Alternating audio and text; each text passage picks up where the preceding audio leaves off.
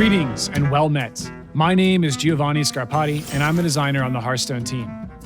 You've been battling in the magic city of Dalaran for some time now, whether dabbling with the dastardly, delinquent deeds of the League of Evil, or protecting the proud patrons and people of this prestidigitatus population as a defender of Dalaran. But what exactly is the League of Evil up to? You may ask, is Togwaggle robbing the bank of goods and precious artifacts? Is Hagatha unleashing the denizens of the Violet Hold to distract the guards? Is Dr. Boom looking to strap rockets on the bottom of the floating city and go for a joyride? To which I say, those are some well-educated guesses. The League of Evil is up to no good.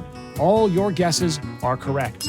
They'll be ransacking, reassembling, and robbing in the Dalaran Heist. So, what is it?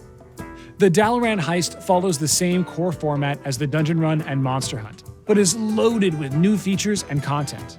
This time, you'll be taking to the streets as one of 9 henchmen in the League of Evil, challenging a series of proud defenders of Dalaran who stand in the way of you and your job. In this solo adventure, it all starts with chapters in a book. Each chapter, a different location with a different beat of the story.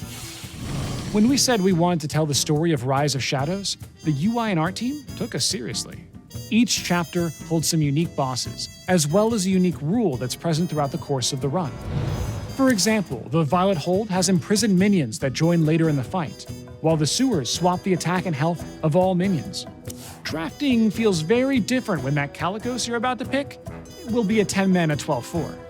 As a henchman in the League of Evil, you'll gain access to a loadout system to customize your start. These hero powers and decks will be locked at first, but can be unlocked by completing various mini-quests like draw 100 cards or freeze 30 minions. This was one of the most requested features, and the first one we worked on.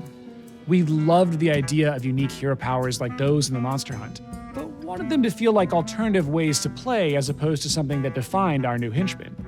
Being evil means being flexible after all. For example, Rakanishu the Mage will have Burning Wit and Frostburn as alternative hero powers, with both drawing from existing mage spell effects. Burning Wit reduces the cost of a card in your hand, while Frostburn freezes a character, or deals 2 damage if it's already frozen. Job's done. You'll also be able to unlock new starting decks. Each has its own combination of themes and helps you start out in a different direction, but it's still up to you to adapt with your choices. Every class also has a random deck, which has been a favorite among many roguelike players on our team. And don't worry, we make sure you start out with a decent curve. Oh, and as a side note, we'll be tracking your victories on all of these, per hero, per location, per hero power, and per deck. That's a lot of tracking.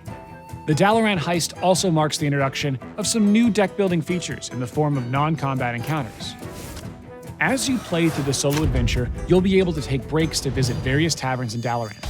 In here, you'll be given a random assortment of special cards that allow you to manipulate the cards in your deck for the rest of the run. Rakanishu, the scamp from the lab. You always brighten my day. Started with the Murloc Tidehunter in your deck? Dismiss him. Get him out of here. See a juicy-looking Ragnaros on the other side of the table? Recruit him to join the side of evil. Thankfully, the tavern keepers in Dalaran don't mind too much where the coin's coming from. It's just good business. Deck manipulation was another highly requested feature that we're happy to bring in. The number of outrageous stories it's already generating amongst the team is just awesome, and I can't wait to see what you'll come up with. Once you've unlocked every chapter, you'll gain access to a new mode we're calling Anomaly Mode. This mode is for players who want to add a little extra spice to their gameplay in the form of a random rule set, ranging from tame but odd to almost tavern brawly. The rules swap after each run, so if you see an anomaly that isn't quite to your playstyle, you can always check in again next run. For example, the anomaly Wild Magic causes spells for both players to cast an additional time at a random target, while the anomaly Glittering has both players gaining treasures when they play high-cost cards. You can't get away. You're mine. We've also brought back 2 familiar difficulty modes, Normal and Heroic. Heroic will be available after completing the corresponding chapter on Normal. You should expect it to be pretty rough. The first chapter will be available for free with the launch of the Dalaran Heist. In it, you'll be taking on the fiery role of Rakanishu, the mischievous fire elemental who lives in King Togwaggle's lantern, as you work your way into the banks of Dalaran to plunder precious gold and artifacts.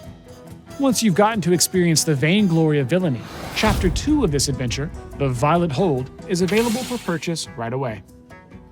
The next 3 chapters will be released over the following weeks. It's almost showtime for the arch-villain Rafam and his band of irredeemable rapscallions, so I'm going to close the book on the League of Evil for now. The Dalaran Heist needs all the help it can get, starting next week.